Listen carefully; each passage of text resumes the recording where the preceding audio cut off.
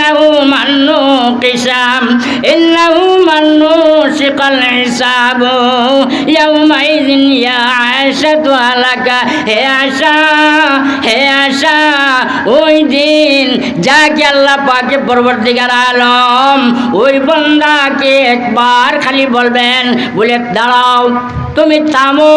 এই কথা যিশু আল্লাহ পাকে পরবর্তীকার আলম বলে দিবেন, ওই বান্দা হালাক হইয়া যাইবে, ওই বান্দা ধ্বংস হইয়া যাইবে। ওই হিসাবে আমাদের চিন্তা করার প্রয়োজন যে এই দুনিয়ার মধ্যে আমরা কি উদ্দেশ্যে আইছি। এই দুনিয়ার মধ্যে আমরা চুরি করার জন্য আসি নাই, জিনা করার জন্য আসি নাই, জুয়া খেলার জন্য আসি নাই, সুদ খাবার জন্য আসি নাই।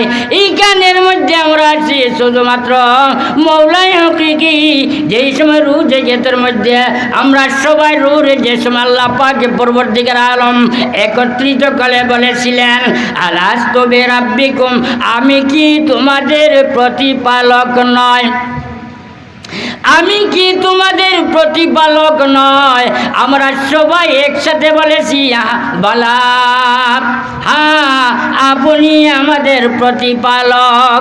আল্লাহ পাকে পরবর্তীকার আলমকে যে সময় আমরা বললাম যে আপনি আমাদের প্রতিপালক, তখন আল্লাহ পাকে পরবর্তীকার আলম বলেন অবশ্য অবশ্য তুমি তাঞ্চের দাবি করতেছো আমি তোমাদের প্রতিপালক, কিন্তু মুখে দিয়া এখন যে বলতেছো সেইটা শুধু বললে হবে না।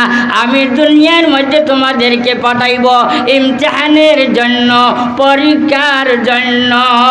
এই যে দুনিয়া, এই দুনিয়াটার মধ্যে আল্লাহ পাকে পরবর্তীকার আলম আমাদেরকে প্রেরণ করেছেন কি উদ্দেশ্যে? একমাত্র পরীক্ষার জন্য,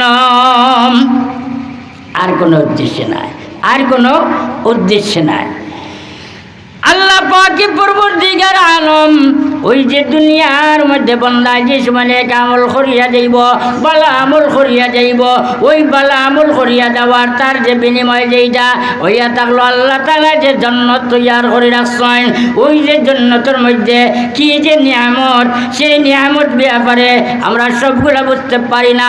আমরা তো মনে করতাম পারি এইটা যে ফল ফুরুট সেখানে পাইমু, আমরা আঙ্গুর পাইমু, আমরা আপেল পাইমু, আমরা আম পাইমু, এই ধরনের জিনিসগুলো আমরা পাইমু।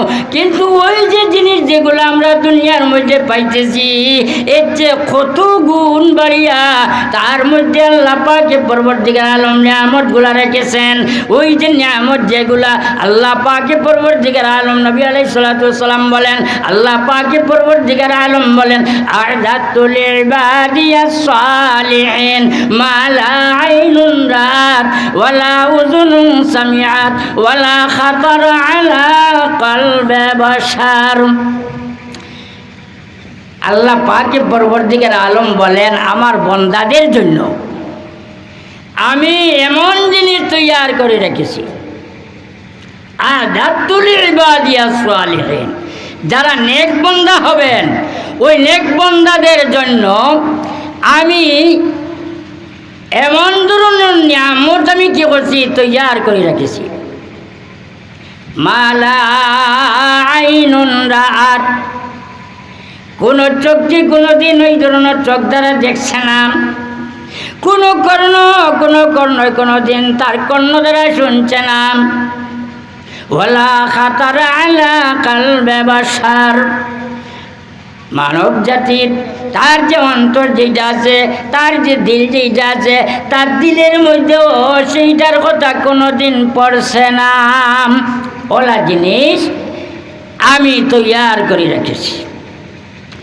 আল্লাহ পাকে পরবর্তীকার আলম যেই ধরনের নেক বান্দাদের জন্য আল্লাহ আখিরাতের মধ্যে বালা বালা জিনিস তৈয়ার করে রেখেছেন, ওই ধরনের জিনিস, যেই ধরনের জিনিস তৈয়ার করে রেখেছেন। ওই ধরনের যদি ওই বান্দা গুনাহগার হয়, ওই বান্দা যদি কাফির হয়, ওই বান্দা যদি ঈমান আনে না, বেঈমান অবস্থায় মারা যায়, তাহলে ওই বান্দার জন্য আল্লাহ পাক পরবর্তীকার আলম শাস্তি এখানে রাখছেন। ওই শাস্তি যেটা, সেই শাস্তি তো বলতে আমরা মনে হয় আমরা যেই ধরনের সাপগুলা দেখি, যেই ধরনের আমরা বিচ্ছুগুলা দেখি, ওই ধরনের জিনিস আমরা মনে মনে বলতে পারি, মনে করি ওই ধরনের সাপে কি করবে, কামড় মারবে।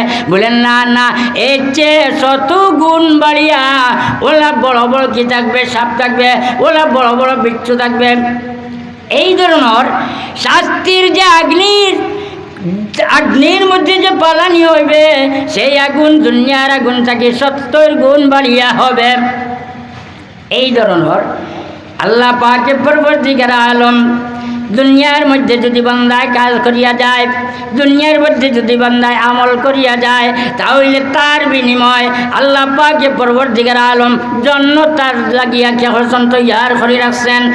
আর যদি দুনিয়ার মধ্যে আল্লাহর নাম রে চালিয়া যদি অন্য কোনো দিকে মশগুল হইয়া যায়, দেবতারে পূজা করতে থাকে, সূর্যরে পূজা করতে থাকে, তুলসী গাছকে পূজা করতে থাকে, এই ধরনের বিভিন্ন জিনিসের দিকে যদি কি করে তাকায়, সেই জিনিসে যদি পূজা করে, আল্লাহর পাকে পরবর্তীকার আলমের সঙ্গে শরীক করিয়া নেয়, তাহলে ওই বান্দার জন্য আল্লাহ আখিরাতের মধ্যে জাহান্নাম তৈয়ার করে রাখছেন।